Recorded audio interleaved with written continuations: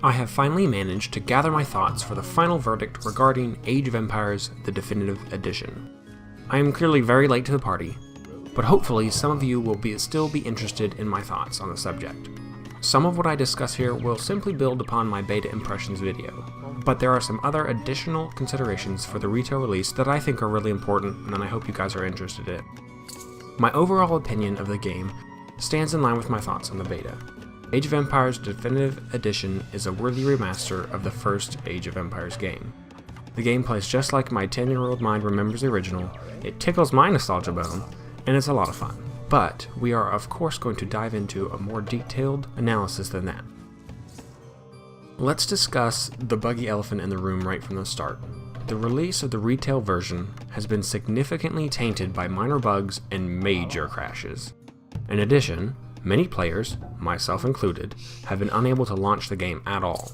A lot of the launch issues seem to be caused by the Microsoft Store.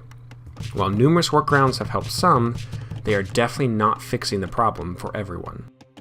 While it is easy to yell and scream at the developers to fix a game, and honestly I did that, it is much more helpful to contact our support email and outline your problem. The more information they have, the faster they can fix the game.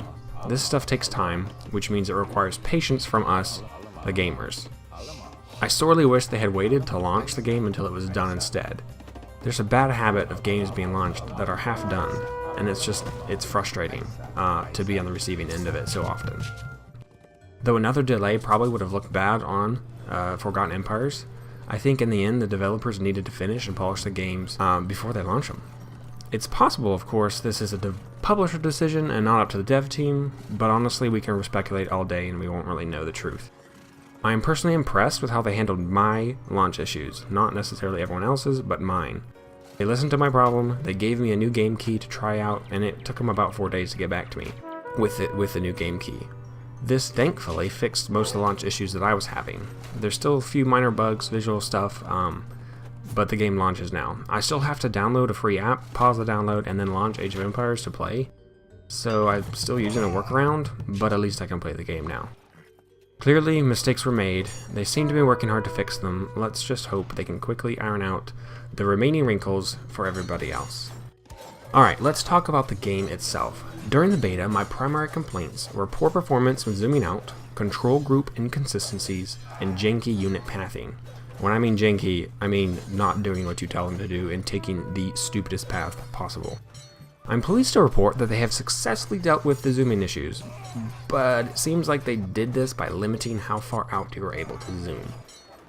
In the beta, ridiculous zoom distance were possible, which understandably resulted in quite a bit of lag and stuttering with the unit movement and animations. This sudden decrease in animation fidelity was quite jarring and looked terrible, and I really disliked it. So far I have not noticed any of these issues in the final product, which is great, though the trade-off is a much less impressive zoom distance. If you look on the option screens, it actually shows a grayed out box, which looks like it will allow you to zoom out even further if selected, but for now that checkbox has been disabled and is not usable. In regards to the control group inconsistencies, this was a particularly nasty bug that made reliable control of your armies and production buildings impossible and really frustrating. It looks like the developers have fixed this completely, as I have not yet noticed any issues. Sadly, controlling your armies is still quite a hassle. It does not look like any gains have been made with the unit pathing since the beta. This makes me really sad, even though I did not really expect anything to change. This is an old game, running on ancient code. Since this is a remaster and not a rebuild, you cannot expect Age of Empires Definitive Edition to play like its modern counterparts. The problem is, the impression visuals do a great job of deceiving you into believing that this is a modern RTS, but terrible unit pathing quickly reveals the game's true nature. It seems like much of the pathing issues are here to stay given the age of the game and the nature of this remaster. This particular issue, unit pathing, above all other things, is what keeps me from playing this game in the long run. An RTS with unresponsive, slow, and unpredictable unit pathing quickly becomes a nightmare. I also wish they would implement more shift key functionality. Currently, you can only use shift key to queue up movement commands.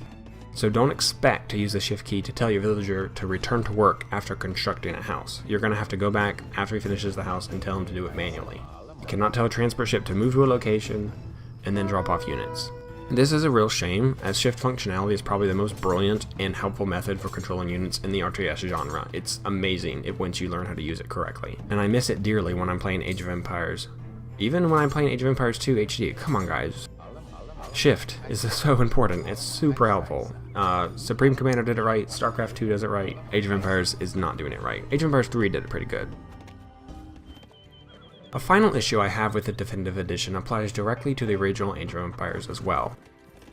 And it also applies to Age of Kings and Conquerors, and kind of Age of Empires 3, but not as much. My main complaint is this: it hardly matters which of the 16 civilizations you play. Gameplay with each civilization is exactly the same. When I say gameplay, I mean that mechanically, each civilization is identical. Every single civilization has the same branching tech tree of units and upgrade. The original Age of Empires tried to differentiate between its civilizations in 3 main ways, but ultimately I think it failed. The first way is it uses visuals to distinguish between civilizations. Roman buildings look completely different from the Yamato's buildings. Secondly, certain civs have particular technologies and units disabled. The Yamato are unable to train any infantry swordsmen beyond the short swordsman. This means they have some pretty weak swordsmen. They are also missing several key monk upgrades that make their monks weaker in comparison to other civs. But they do have access to the final upgrades for all cavalry units, like the cataphract and the heavy horse archer, but they don't have access to any kinds of chariots. The Romans, in contrast, are unable to field chariot archers, heavy cavalry, or elephants of any kind, yet their infantry is much, much stronger. The final way that the original Age of Empires distinguishes between civilizations is by giving certain passive bonuses. The Yamato villagers, for example, are 10% faster, their cavalry cost 25% less, and their ships have 25% more health. Meanwhile, the Romans, they boast a 15% reduction in the cost of most buildings, except for towers, which have a 50% cost reduction. And their infantry actually attack 33% faster. While these are definitely differences that affect the game, it is rare that they change how you play. Every civilization collects resources the same way, trains armies the same way, and no unit is truly unique. Now, to be fair, some might prefer this type of RTS. After all, if you can play one civilization, you can play them all with no jarring learning curve, which is really nice. Personally though, I've started to really enjoy real-time strategy games where the races or civilizations differ in very interesting ways. Age of Empires 2 added more diversity by adding a unique unit and technology to each civilization, and some civs even had kind of gimmicks that made them more interesting, like the Huns, they didn't need to build houses, or the Goths, who could not build walls.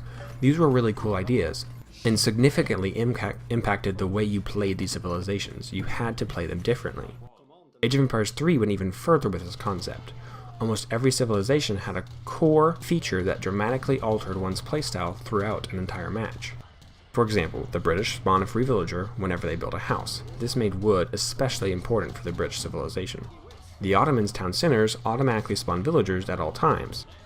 The Dutch's villagers cost coin, the Portuguese receive a free town center whenever they age up, the Japanese cannot hunt animals, the Russians train in groups of units, and on and on and on.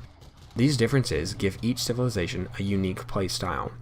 The mechanics are just different enough that these civilizations feel very different from each other, and you actually feel like you're playing a different civilization instead of a different flavor of the same civilization over and over again.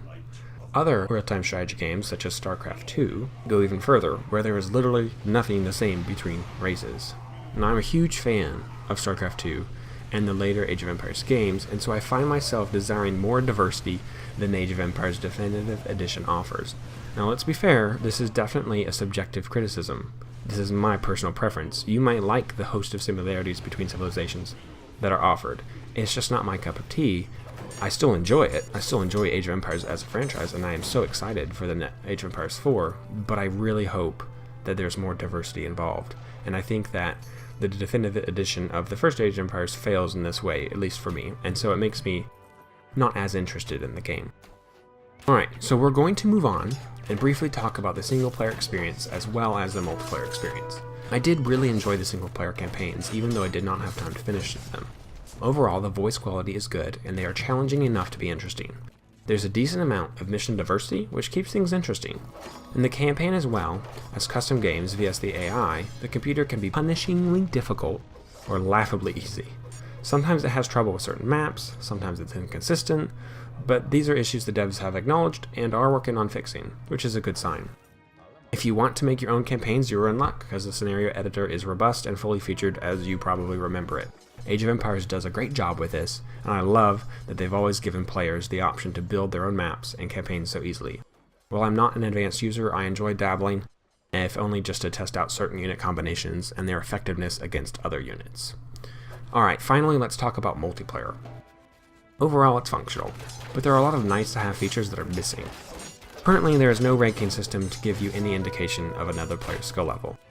It's super annoying starting a game where there is no way to tell if you will be completely outmatched or you're going to utterly dominate. I do have one other significant bone to pick, and it's something that the Age of Empires series as a whole has never done a good job with, and that's the auto matching. Maybe this is mostly just a problem with the player counts being so low with Age of Empires nowadays, but no one ever seems to use auto match option in any Age of Empires game that I've played. It never finds you a game. It makes me miss StarCraft 2, where I can find a fair game within a minute with just a click of a button, and I think the Age of Empires franchise could learn a lot from StarCraft. Another overlooked feature that I want in the multiplayer and even the single player is the ability to record games. Recording games is super helpful for content creators as well as those who want to improve their skills. Watching back replays is a great way to watch yourself, note the mistakes you made, and learn from them.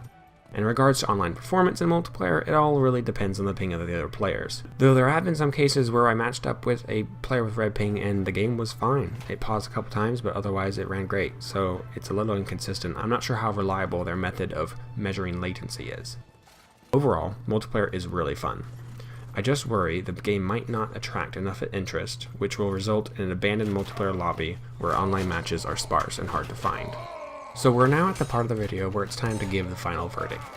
Is Age of Empires the Definitive Edition worth the asking price? Clearly, I had a lot of negative things to say. Despite this, I argue yes, the game is worth the $20. The original game has been obviously improved massively, and for the most part is really fun to play. I would argue it's still worth it just for the single player, and having this classic game looks so good. I did not mention the visuals in this review because I have already talked about them at length in my previous videos. Basically, I'm a huge fan of what they've done here. If you have some buddies to play with, then you have multiplayer whenever you want. Though it's not a game I will be sinking hundreds of hours into due to how dated the gameplay is. Though you might want to wait to buy the game until the devs are able to iron out all the launch issues. It's still possible you might get stuck with a game that refuses to launch and a slightly lighter wallet. Well, I hope you guys enjoyed this review for Age of Empires Definitive Edition. If you did, please like the video and share it with your friends. I will see you guys next time.